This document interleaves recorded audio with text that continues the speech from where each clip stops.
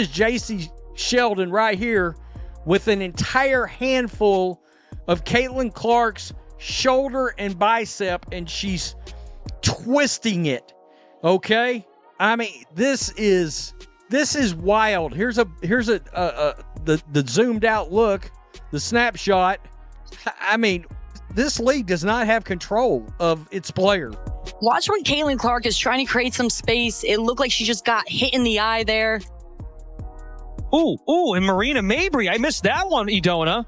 Oh, I missed that one too. Game has changed so much. Players are faster, they're better, they're bigger, they're stronger. They're as good as they've ever been. They're as athletic as they've ever been. The game is fast now. Things are happening quickly. Everybody's getting better, except the officials. The WNBA's credibility is shattering in real time. What you just witnessed wasn't basketball. It was a targeted demolition job on the league's brightest star, and the officials handed out the tools. When JC Sheldon's fingers clawed Caitlin Clark's eye socket, then Marina Mabrey steamrolled her into the hardwood. The refs didn't eject the attackers. They penalized the victim. This is the moment the Fever stopped playing nice. It is totally their responsibility. And if they had taken care of the business earlier, we would be in this situation right now.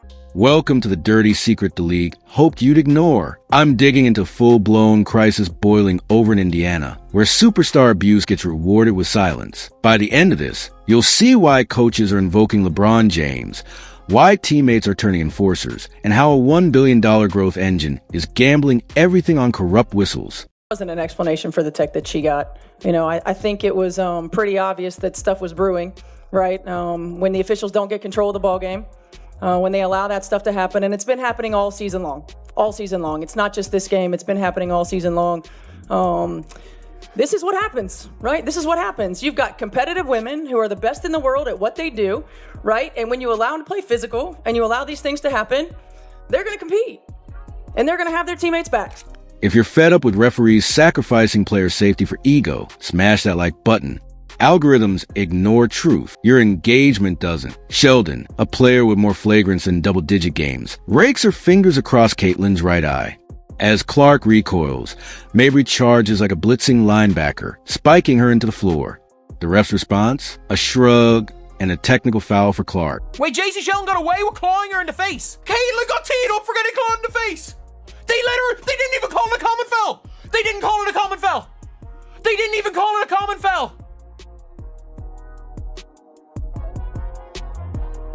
Oh my God. They don't care about players. They don't care about players. Not for Sheldon's eye gouge. Not for Mabrey's tackle. For Caitlin's reaction. This wasn't physical basketball. This was assault with 16,000 witnesses. And the league's response? Upgrade Mabrey's foul to flagrant one. 48 hours later. No suspension. No accountability. Just a paper-thin cover-up. All right, enough is enough. At some point, the line gets crossed too often where something needs to be done and things need to be corrected. And that is certainly the case with the way things around Caitlin Clark are officiated. This is a constant problem now. It is something that since the beginning, I've kind of backed off on because physical play is a part of sports. Going after a superstar and trying to rough them up a little bit to get in their head is a part of sports. But when it crosses the line, the referees need to do their jobs. They need to do their jobs, blow the whistle, and officiate properly. Now hear this. That game was no outlier. Clark's endured 6 unflagged flagrants in her first 48 games.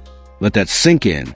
More dangerous hits than some veterans take in a career. From Kennedy Carter's WWE takedown to Dejanay Carrington's eye poke, the pattern screams targeting. Specifically, detail what you mean by get control of the game, just to be in your words.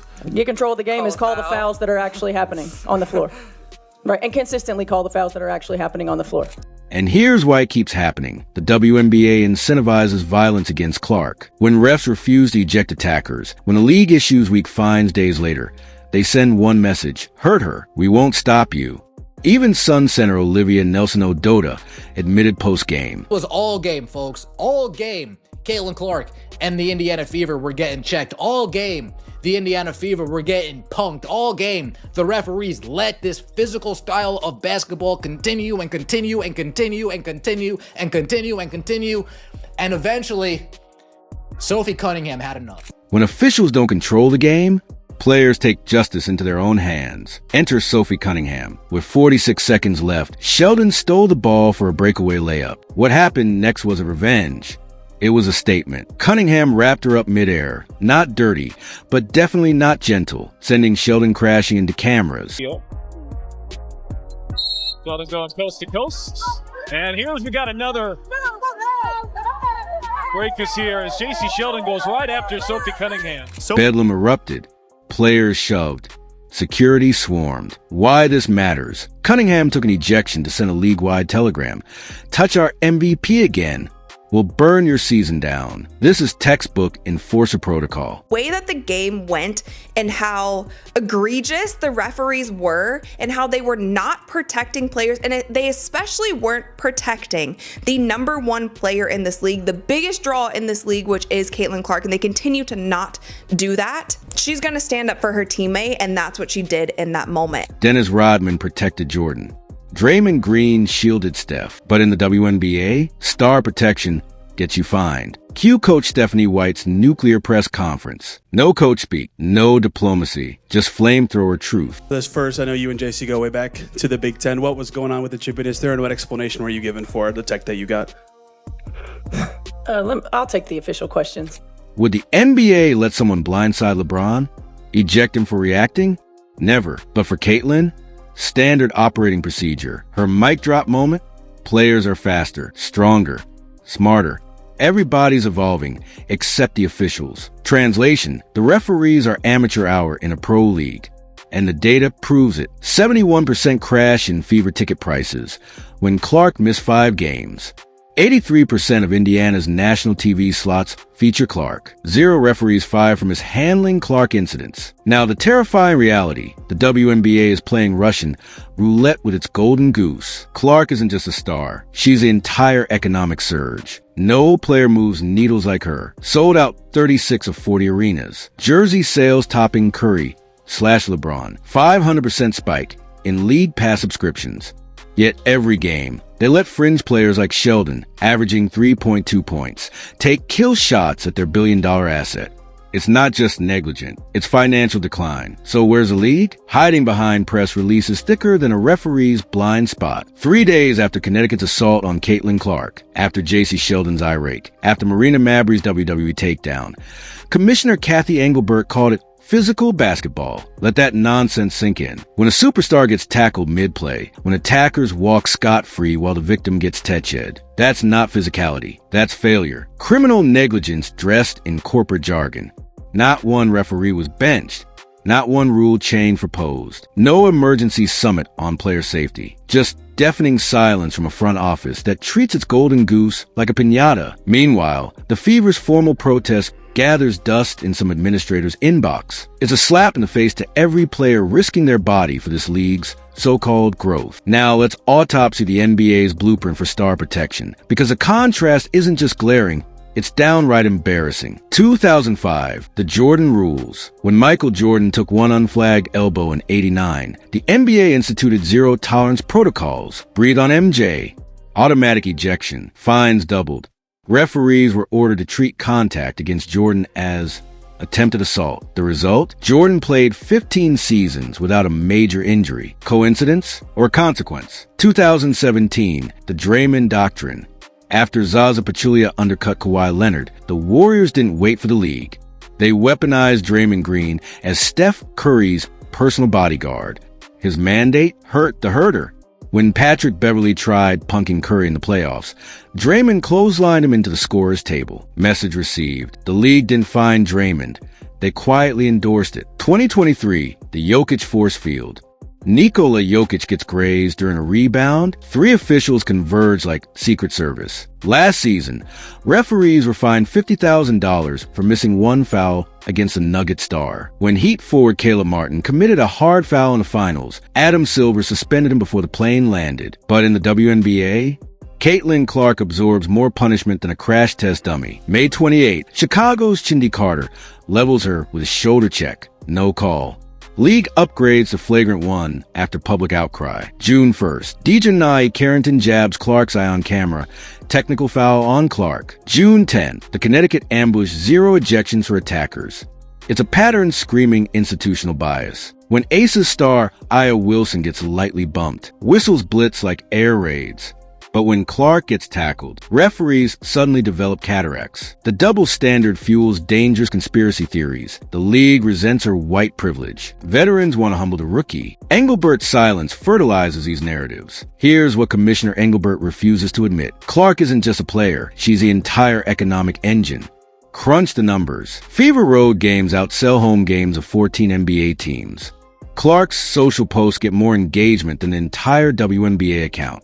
When she missed 5 games with injury, league merchandise sales dropped 63%. Yet the league lets fringe players like JC Sheldon, averaging 3.2 points on 28% shooting, take kill shots at their billion-dollar asset.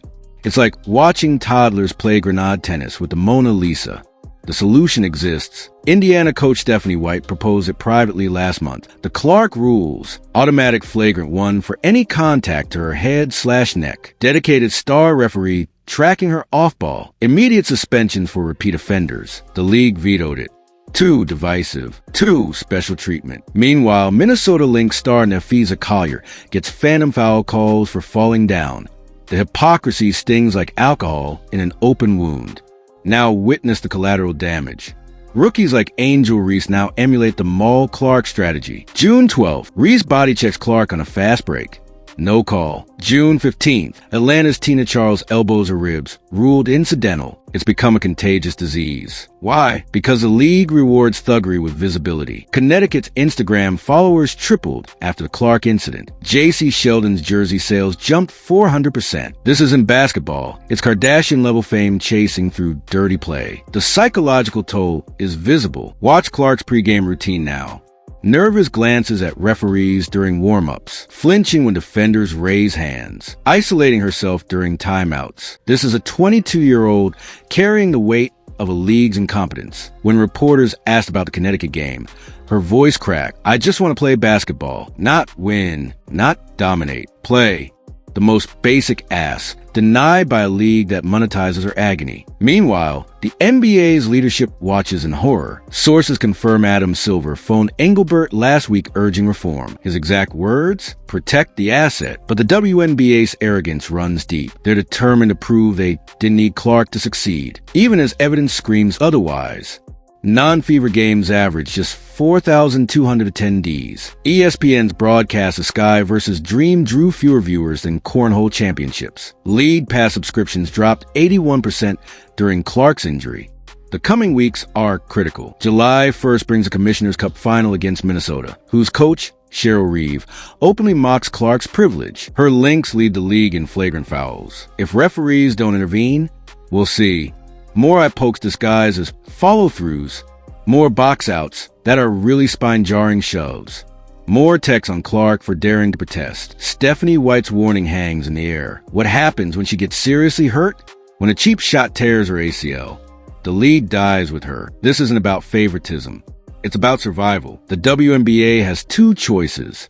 Adopt NBA-level star protections now. Watch Clark retire before 30, taking the league's relevance with her. The clock's ticking. The fever won't wait. And neither will history. Clark's response? Cold-blooded domination. After Sheldon's fingers raked her eye, after Mabrey's tackle spiked her into hardwood, Caitlin Clark didn't scream, didn't flop, didn't even glance at the refs. She locked eyes with Sheldon like a predator marking prey. This changes now. Next possession. Clark catches the inbounds. Sheldon's glued to her, trash-talking, jersey pulling. Clark dribbles left, crosses back. Sheldon lunges. Mistake. Clark steps back, 30 feet from salvation. The arena holds its breath. Sheldon's hand slams into her face. Too late. The release is pure arc perfect rotation. Nothing but nylon. Swish. The explosion of sound hits like a tsunami. But watch Clark. No smile, no celebration, just a stare, eyes drilling through Sheldon's soul. A silent telegram to the entire league. You want war? I'll burn your arena down. That clip, 8 seconds of pure vengeance, went viral faster than league officials could delete their tweets. 22 million views in 5 hours. Not because it was pretty, because it was necessary. A declaration that talent doesn't bow to thuggery. Now understand why this moment is a Rorschach test for basketball soul. Fans saw a resurrection. Every kid who got bullied saw themselves in Clark. That shot wasn't basketball. It was alchemy, turning pain into power, assault into art. Watch the replay. Her follow-through held a millisecond longer than usual. A calculated message. This is how legends answer. Comparisons flooded social media. Jordan's shrug game versus Portland. Kobe's broken nose 3 against San Antonio. Curry's 37-foot dagger after Draymond's ejection. But this was different. Jordan had referees protecting him. Kobe had Shaq intimidating enforcers. Clark, she had silence, and still won. Haters saw arrogance. The backlash was instant, acting tough after getting handled. Diva behavior. Former players like Diana Taurasi called it rookie entitlement. Twitter trolls mocked her fake tough stare. The narrative twisted faster than a referee's conscience. She provoked Sheldon, ignoring the eye gouge. Wants special treatment after 6 unflagged flagrants. Not a team player. Despite 7 assists that night, the hypocrisy? Palpable. When male stars trash talk, it's competitive fire. When Clark does it, unlikable. The league saw $signs. Engelbert's inner monologue was practically audible. More controversy equals more clicks. Because here's the ugly math. Clark's dagger 3 generated $2.3 million in free marketing. Sheldon's jersey sales spiked 400% after the foul. ESPN's replay got 300% more views than the actual game. They monetized the assault. No fine for Connecticut. No referee suspensions. Just profit extracted from a superstar's pain. But beneath the surface, this moment exposed Clark's psychological shift. Rewind to April, after Chindy Carter's cheap shot. Clark looked near tears post-game.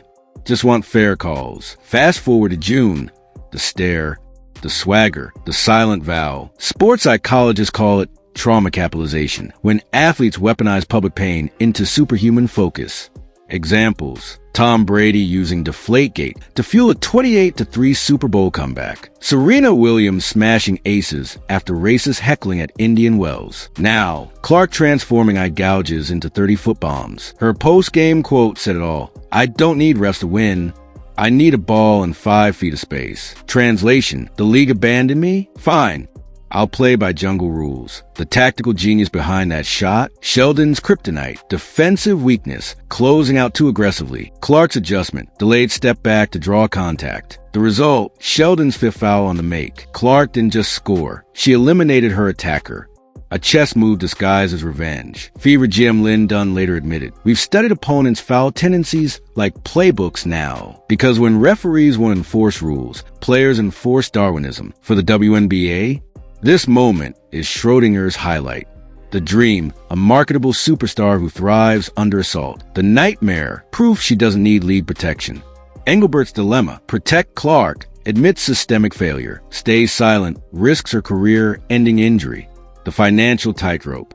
Clark's value, estimated $1.2 billion in league growth. Cost of protection, finding 10-plus players equals $500,000 max. They're choosing pennies over permanence. What comes next?